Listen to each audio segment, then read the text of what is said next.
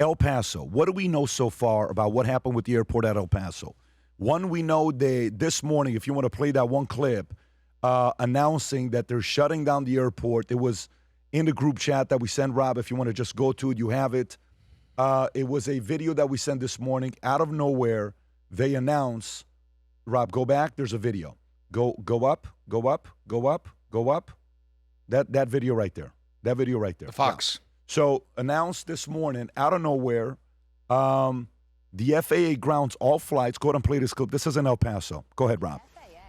Is halting all flights to and from El Paso, Texas for 10 days for unspecified special security reasons. And they're warning that any pilots who don't comply, quote, may be intercepted, detained, and interviewed by law enforcement. El Paso Airport confirming the news in a statement saying, in part, the FAA on short notice issued a temporary flight restriction halting all flights to and from El Paso.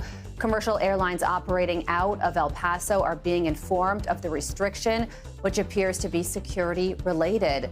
Southwest, United, American, and Delta all operate flights there. And Fort Bliss Army Base is right next door. So now here's what's weird about it. Tom, I'm going to come to you first. The last time El Paso shut down their airport was 9/11 till 9/13, 2 days. And that was when World Trade Center came down. How much bigger can this be for them to shut it down 5 times longer than 9/11? Hasn't happened for 25 years, Tom. What is going on here? What are you thinking? So I have one take, and then I'm going to repeat something. So my take is, whenever you see something like this, you ask yourself a question. Okay, if you're grounding the flights in and out, it is a outside security threat, meaning airports have closed for 2 hours. Midway Field, like 9 years ago, had to close for 2 hours because employees pointed out that there was a rogue employee that was in the baggage area.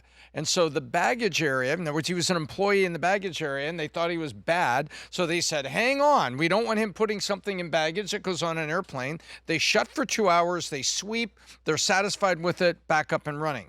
This is like, does somebody outside the airport, or do they have reliable information that somebody is trying to get a Stinger or something there to take down a U.S. aircraft?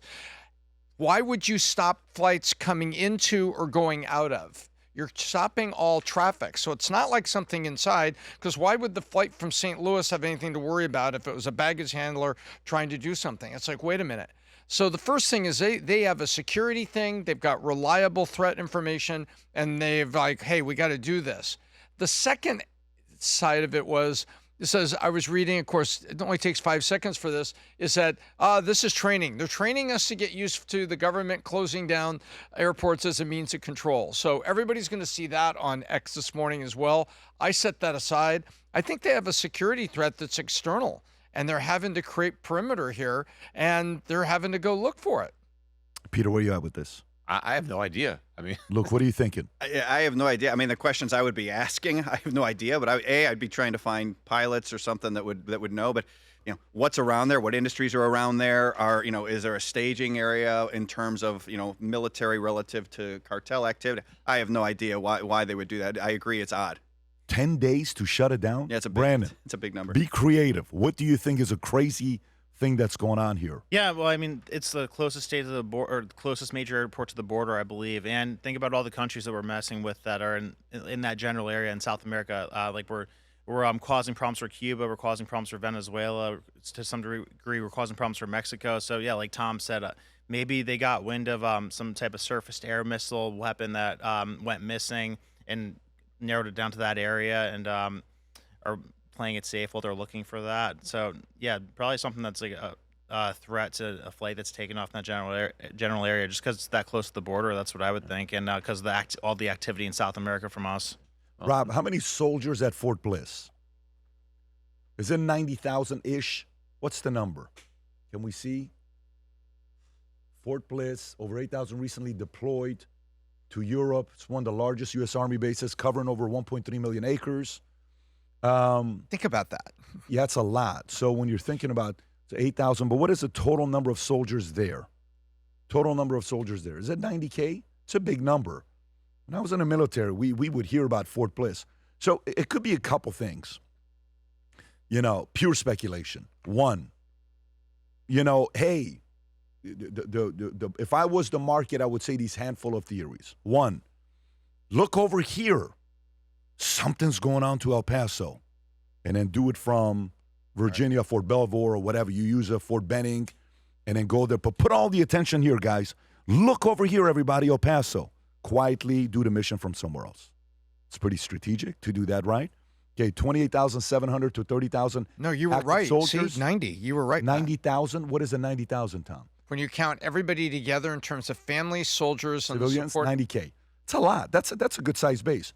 So that's one. Two, is there some equipment they have there that they're using to go to Iran or do something that they don't want anybody to know about? Maybe. I don't know. Remember how low-key. Trump said something 5 days ago. He said, just remember what we did with Venezuela. We worked on it for 4 months, and then all of a sudden we did it when people forgot about it. Now, who knows what they're doing there? Next is, this Epstein story is coming out and getting the attention of TV, everybody talking about it. This is a pretty good distraction right there, okay? Maybe something there to confuse the audience. I don't know. I just think there's a lot of, weird thing for somebody to shut down an airport for that many days, and you only did it for 2 days when 3,600 people died. There's got to be something going on here that is above our pay grade. And I guess Peter gave us the best insight on this. It was a very thorough insight, Peter, you gave us. All right, let's go to the next one. Golden Dome test. When we set out to create a shoe that blends comfort, function, and luxury, we had the choice to make it fast. We had the choice to make it cheap. We chose neither. Instead, we chose Tuscany, Italy. We chose true Italian craftsmanship, each pair touched by 50 skilled hands. We chose patience, spending 2 years perfecting every detail, and we chose the finest quality at every step. Introducing the Future Looks Bright collection. Not rushed, not disposable, not ordinary. Rather, intentional, luxurious, timeless. If you enjoyed this video, you want to watch more videos like this, click here. And if you want to watch the entire podcast, click here.